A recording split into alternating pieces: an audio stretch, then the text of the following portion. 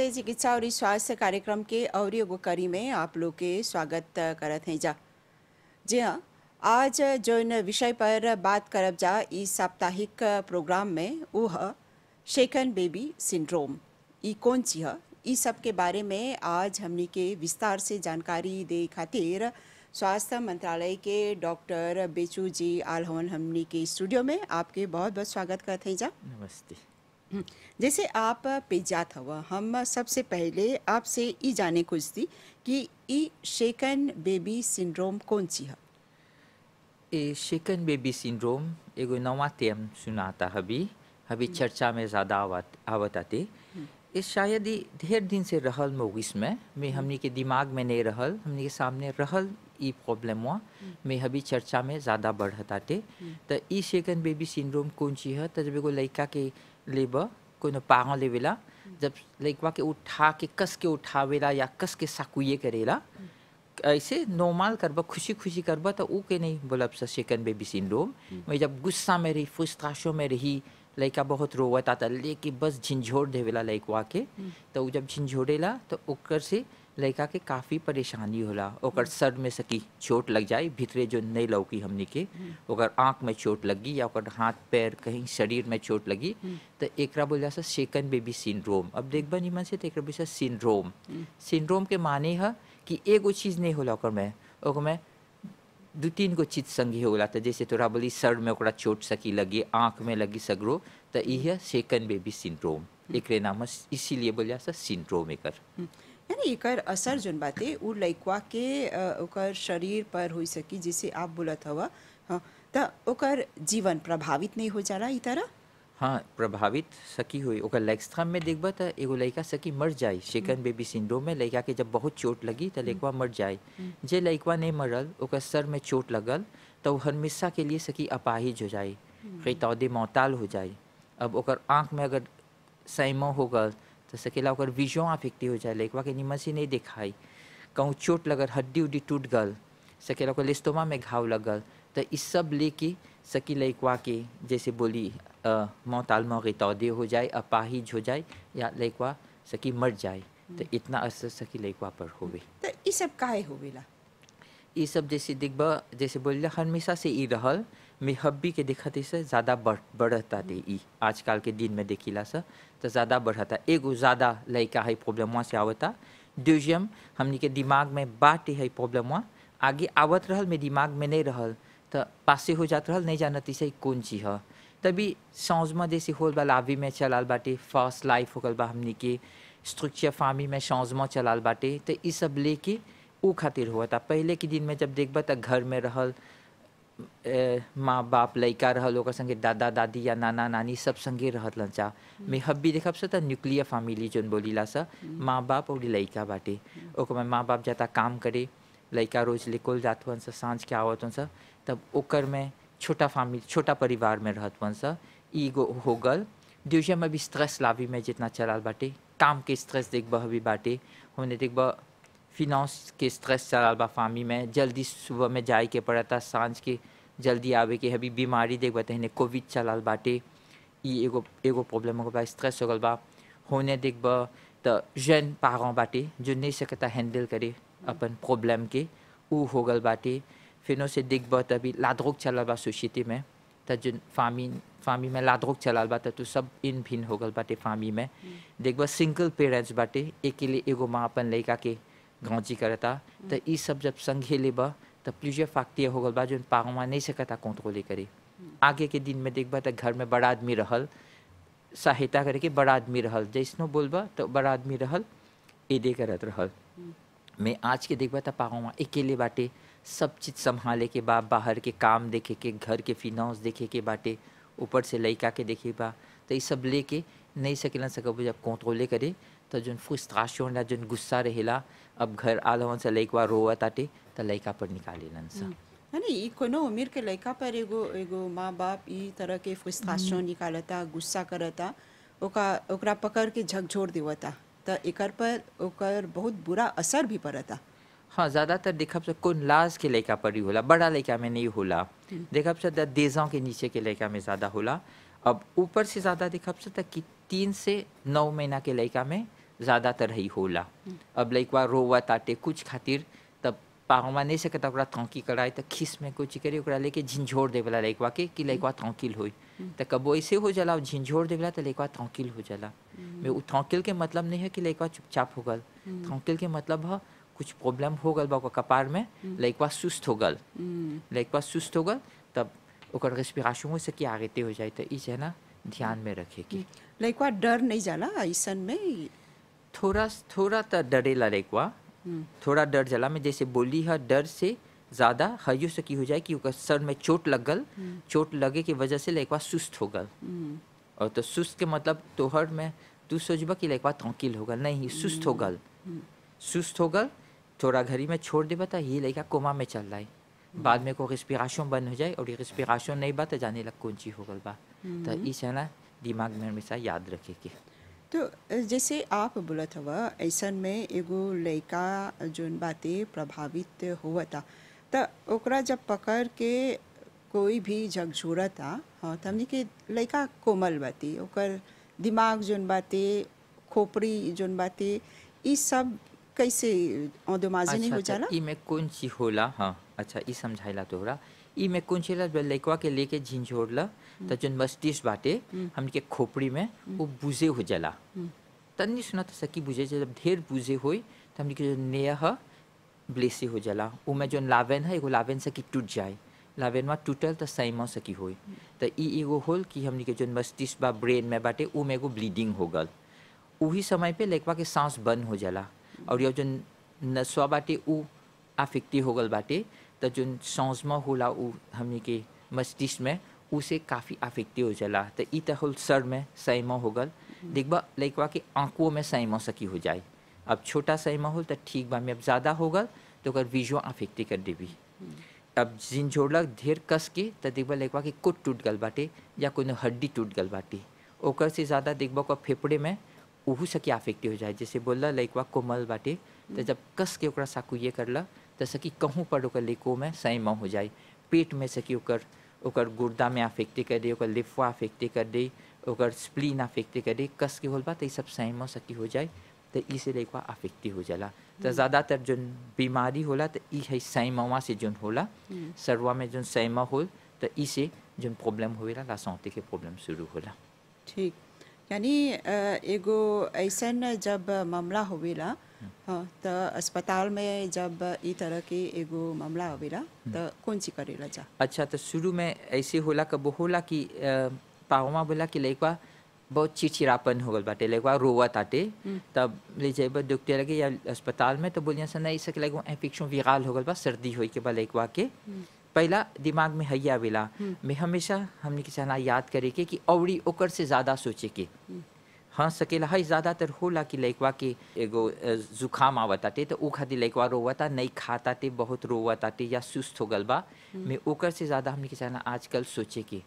कबो रहेला कि लइकवा जब आवेला तो देखबा जोन चीज़ बोलत है, देखबा आँख में सैमा बाटे या कोनो हड्डी टूट गल बाटे या ऊपरे में कहूँ देखबा कहूँ घाव लगल बाटे। मैं कबो है सब नहीं रहेला। मैं जब निमन से डॉक्टरवा पूछल करी का पागों से पूछबा पागों कैसे बाटे, लइकवा के कब का होल कैसे होल बा त डॉक्टर अपने से देखी दिमाग में रही सब चीज़वा तो ओकरा अपने लगी कि नहीं कुछ एकर से ज़्यादा औरी चाहना सोचे के। त जे सोचबा ई सब बाटे तब औरी चाहना तोरा टेस्ट करे के और जांच पड़ताल करबा औरी तब वो तोरा देखबा कि औरी चीज़ लौकी। ई सब चीज़ों में जब तोरा बोली सैमा लौकी कोनो हड्डी टूटल बा तब अपन इलाज अकॉर्डिंगली करबा जोन प्रॉब्लम वहाँ बाटे। जैसे आप स्पेशलिस्ट हवा, पिज्जात हवा, आप लोग के पहचाने के बहुत ही आसान हो जाला। नहीं इतना नहीं सका बोलिया कि हमेशा आसान हो जाला। जब ओकर माँ बाप परिवार अनले बा तो हमेशा छुपावेलन सा। बहुत हला होल बाटे कि अनले होवन सा में वो लोग जोन तोरा बोली ऐसे होल बा लइकवा के ऐसे होल बा वो लोग पूरा नहीं बतलाए।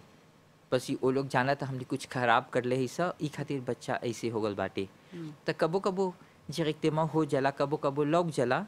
में कबो कबो थोड़ा समय लगेला धीरे धीरे जब जांच करब से तब दिखब से नहीं हियाँ टूटल बा, ई लइकवा के हमेशा से चोट लगल बा कहूँ पर। तो ई सब से पता चल जाला। में जोन कैजुअलिटी में जब आवी जोन डॉक्टर रही तो हमेशा भी अब वो लोग के बोलीला सा कि दिमाग में हमेशा है रखिया, दिमाग में चला रहे के कि ऐसा वो का आल बाटे। तो पागं यहाँ छुपावेला में हमने की है कि जना सोच विचार करे की कर में और ये जांच पड़ताल करे की तब इसे पता चल जाला। तो मॉरिशस में अक्सर ऐसन केस आवेला। हाँ सकब सब बोले कि आवेला ये सब केसवन बहुत ज़्यादा नहीं बा। हई अच्छा बात बा कि बहुत ज़्यादा नहीं बा, लेकिन फिर भी दुख के बात बा कि ऐसा केस आवेला। तो अब आवेला ही केसवन तो दिखला सको फामी के बैकग्राउंड दिखब सके कैसे बा।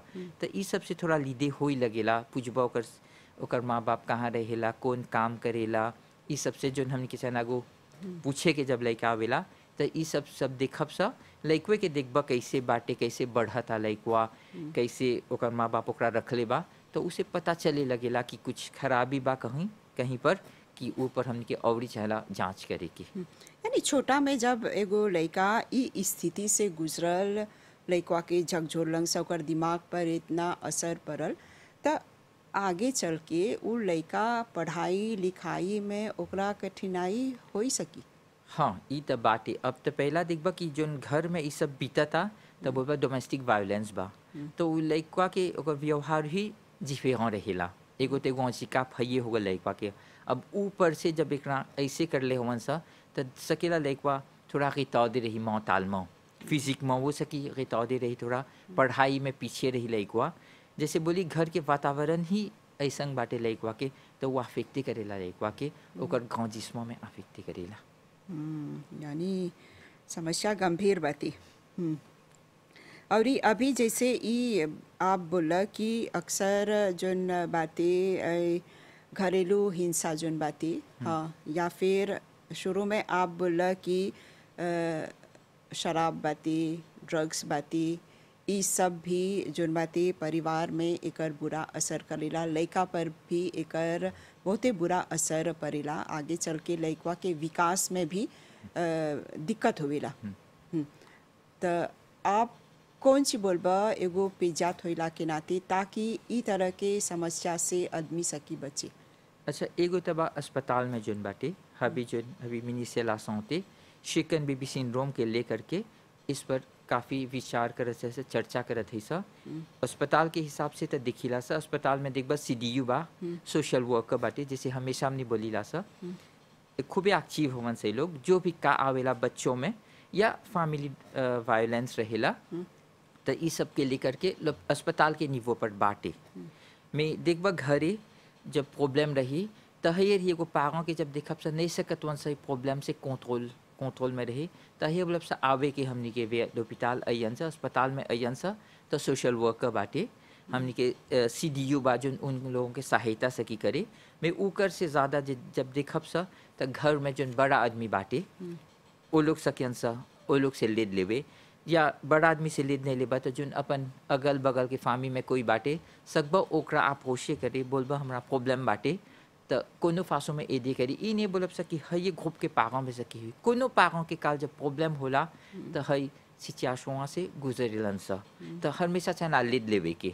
गुस्सा करबा उस समय में अपने के कंट्रोल करा कोई बोलेला लंबा सांस लेवा 10 तक गिना अपन गुस्सा में कंट्रोल रखा स्वाहाई करबा कोई मेडिटेशन सकी करे तो कोनो फासों रही जोन में सकबा सुधार लावे अपन बिहेवियर में तो सुधार लावा अपन बगल में हमेशा रहा तो हर परिवार बा तो हर दोस्त बा कोई ना कोई रही तो हर काम में कोई लेक बा तो ओकर से अपन लेद लेवा ताकि अपन घर में सुधार लेबा तो अपन परिवार निमन से सकबा निमन से चली। तो डॉक्टर बेचू जैसे ये एगो बहुत ही दिलचस्प विषय बातें हमने शुरू में बोली जा कि जो घरेलू हिंसा बातें ओकर प्रभाव पड़ेला, फिर स्ट्रेस बातें, काम में डिप्रेशन बातें, पारिवारिक स्थिति बातें या फिर शराब बातें, लाधोक बातें, इस सब के असर पड़ेला।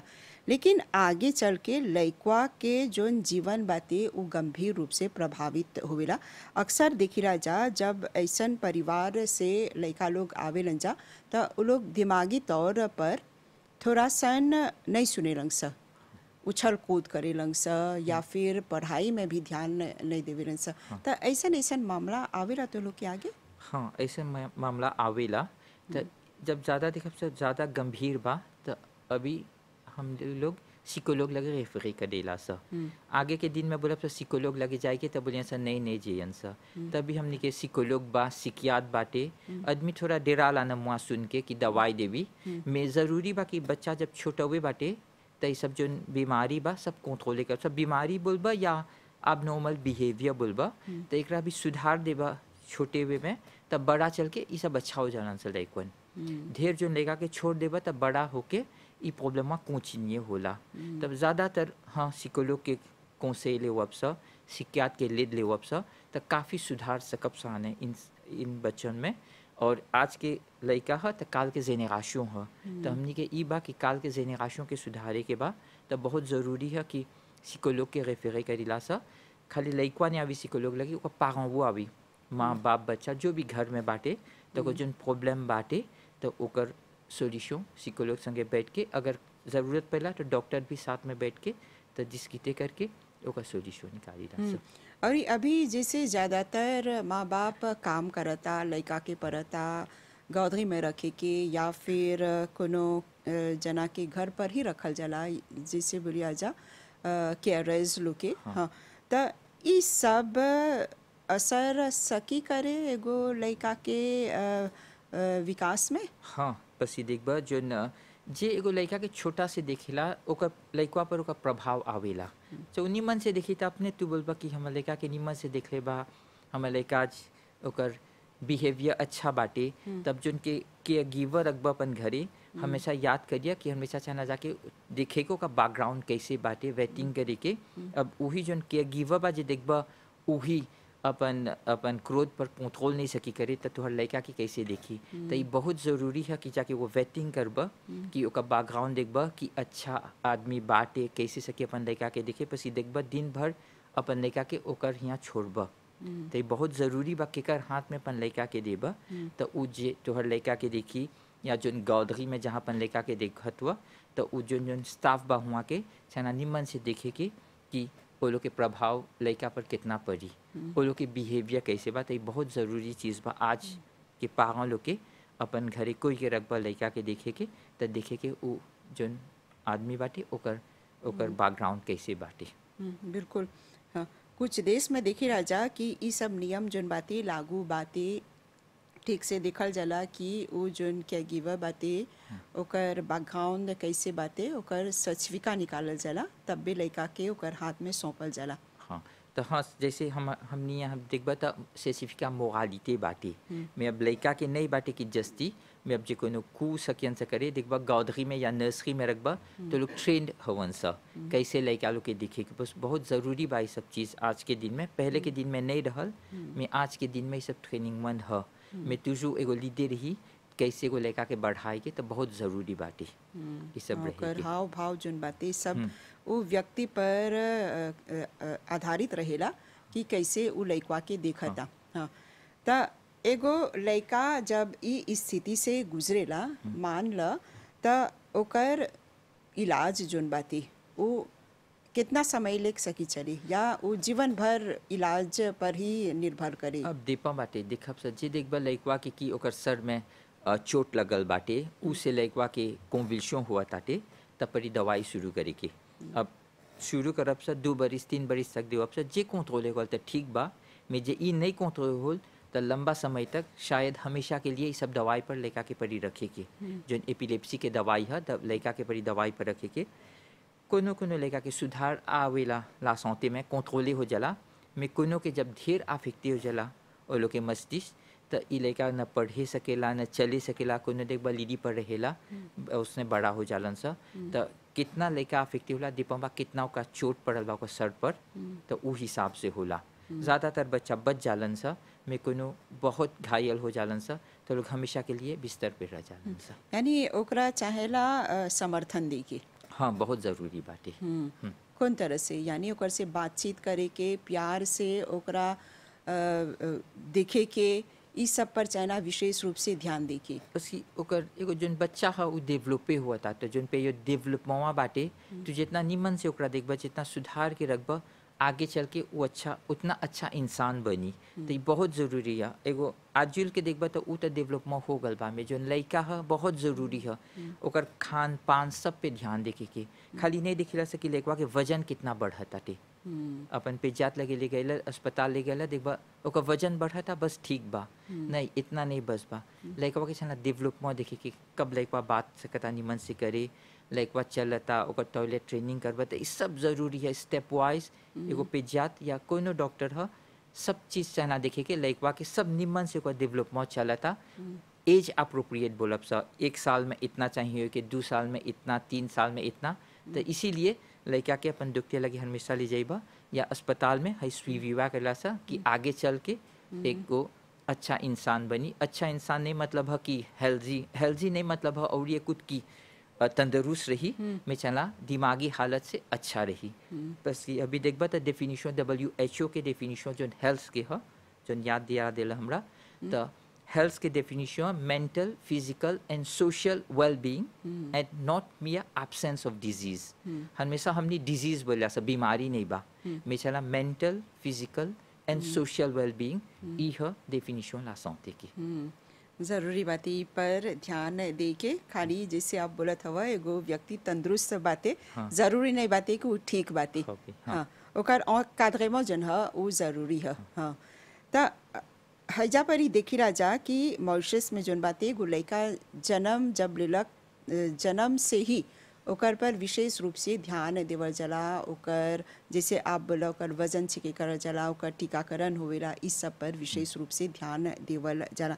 लेकिन आगे चल के अगर एगो लड़का जोन बातें जोन शेकन बातें ओकरा झकझोरल बातें हाँ जैसे आप ही बोला अगर ओकर पर विशेष रूप से ध्यान नहीं देवल जा लड़का के ओकर जीवन प्रभावित हो सकी। हाँ हाँ तो ये सब लड़का इहू पर है अस्पताल में है हमनिया ये सब जोन बच्चा आवेला ते लोग के स्वीवी करीला सा 16-17 साल तक पेजियात देखी ओकर बाद जोन बड़ा आदमी के देखेला लड़का लोग के तो ये लड़का जोन ज़्यादा प्रभावित हो गल हवन सा ते लोग के स्वीवी करते रहा सा। बस ऐसा लड़का देखबा तो फ्राजिल रहेलन सा कोनो भी बीमारी कभी भी सकी पड़ जाए तो लोग के टीकाकरण ज़रूरी है। लोग के खान पान सब देखे के निमन से है नहीं बोलब सा कि ई लड़का प्रभावित हो गल बा एकरा छोड़ द घर में उस समय चल गल कि ई कर कुछ नहीं करके नहीं एकरो सांस देवब सा कुछ बाटे ई लड़कवा में जो आगे चल के कोनो कोनो ना कोनो काम सकी करे ई लड़कवा ई नहीं है कि बोल दी सन नहीं ई खत्म हो गल यहाँ नहीं इहू कुछ सकी कुछ न कुछ बाटे कर में